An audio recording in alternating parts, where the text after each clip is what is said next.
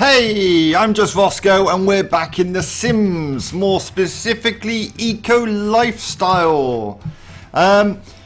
This build I wanted to make it feel like it was two shipping containers joined together by a glass structure.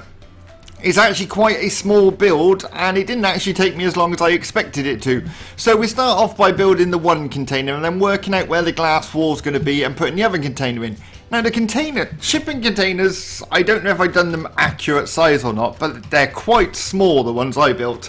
So we don't get a great deal in, but this house is very much designed to be an outside living style house. Again, I've done the walls there, which I do change on the top floor.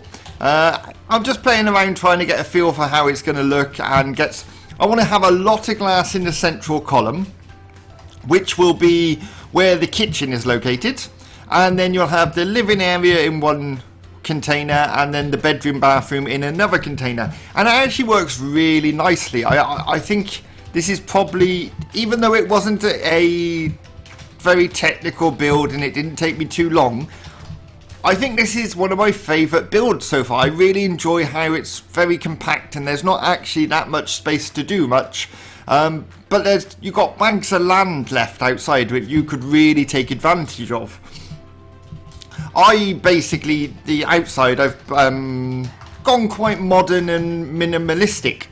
But obviously if you did do a build like this, you could really go over the top with gardening and places like that. But I wanted this to be quite a minimalistic build. I've kept the containers quite grey rather than brightly coloured red or yellow, which look amazing, but I just didn't feel that for this build. These new doors, the double sliding doors that come in massive sizes, I love them. They're so good. And they let so much light in. It's all about light, in my opinion. When you've got these small spaces, you don't want them to feel poxy and dark. You want them to be open and light. And that's what I aim to do in this build. You can't get a much brighter kitchen than this one that is completely surrounded by glass. As you can see, this is my gardening attempt. I have gone very minimalistic. We put a flower bed in here at the end. I have left the container doors in, but I'm not actually using the container doors as doors. I just put them there for the look of the build, really. I don't actually know if the Sims would use them. Now, as the build is this direction, we're putting the front door and windows here. I do actually flip the entire build round, as you've probably noticed in the thumbnail, so the garden is on the front of the build.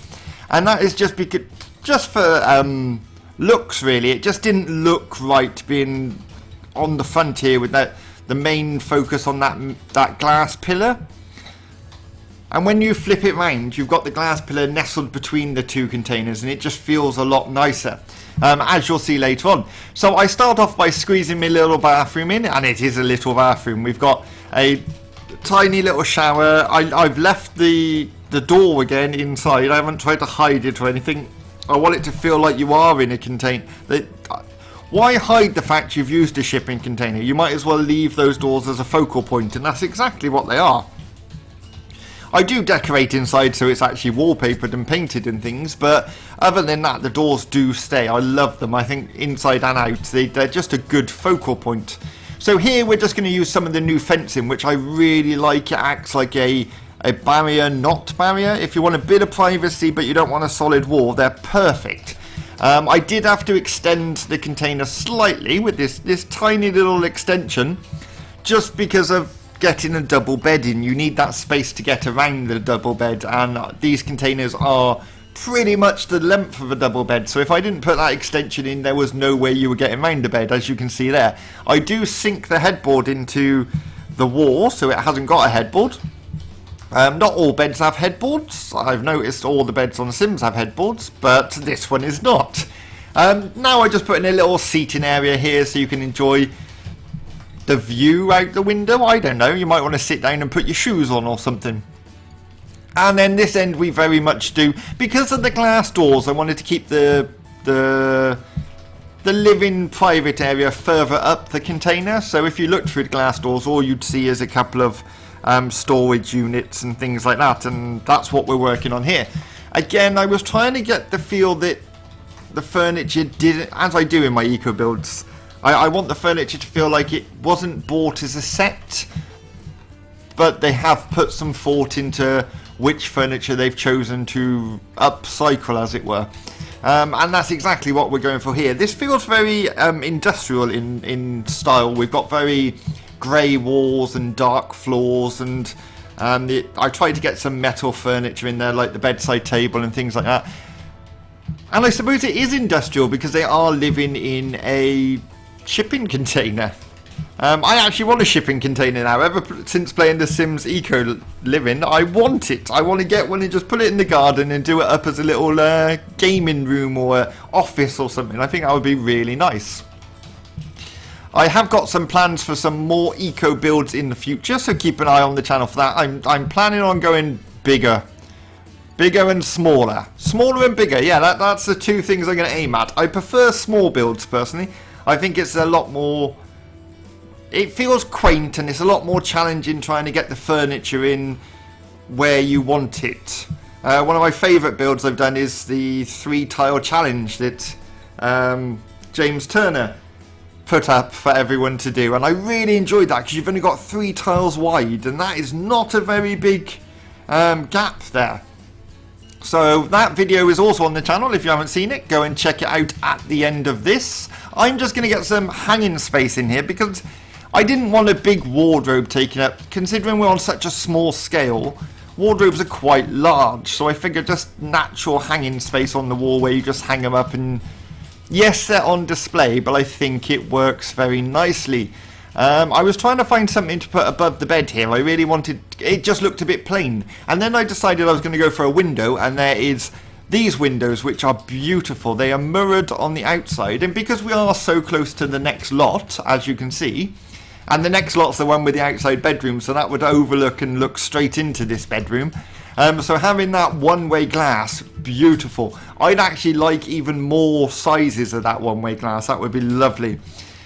Here we start on the kitchen. I'm going to get some shelving in. Again, because it's a small space, you need to add storage where you can. And that shelving's perfect storage. I would like a few more items to put on it. But we do our best to make it feel like a kitchen. Again, I've left the container door on display. Here I'm just going to put a couple of cupboards in, but that's 2 and a bit cupboards. That's nothing for a modern day kitchen, so those shelves are definitely necessary. At this point we've flipped over and I've moved the housebound. I was just not sure on it, as you can tell. And I think it looks so much better being at the back of the lot. And how you see it from the front, and that tiny bit of glass linking the 2 containers. It feels more like a container build, where before it was very much the focus was that big glass column there, and that wasn't the focus we wanted. Excuse me, clear my throat there. Here we're going to put in a tiny little dining room table. I do love these little tables. So I'm sure it took them a while to put in single tile tables, if I remember correctly. But they're ideal. You can't put tiny living in without putting single tile tables in. I do have 4 chairs here, and obviously the build is only for 2 people because we've only got a double bed. Wow. Never mind, that's a different story. So I'm just squeezing this in case you have guests round, and it's not very nice weather, especially if this was built in Britain. You spend most of your time eating inside, not outside. But it might be somewhere nice, and then you can have your garden, because I've put a picnic bench in the garden so people can sit out there and eat. Here I'm just throwing a load of stuff on the counter. I just scroll through, see what I want, and then add it to the counter. And then obviously you have to move the counter out of the way to raise the items onto the shelf, because if you try and do it whilst the counters are there, it just snaps to the counter all the time, and it just doesn't work. So I've got into the habit of just unloading everything I want on the counter and then doing it all in one go, and that seems to work very well. I am slowly learning where everything is in the build. I would like to say thank you to Holly for letting me know what that see-through glass panel is called. Seriously, I wanted it so much in the last build, and I knew it was there somewhere, and I thought, I know it's not a ceiling tile, I was sure it wasn't a ceiling tile, but I thought maybe it was a rug or something.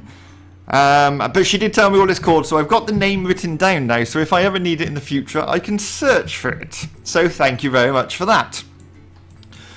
We've got a little bit more to do. The living room is quite basic, but I do manage to get a living area and a desk in there. We have a little study area.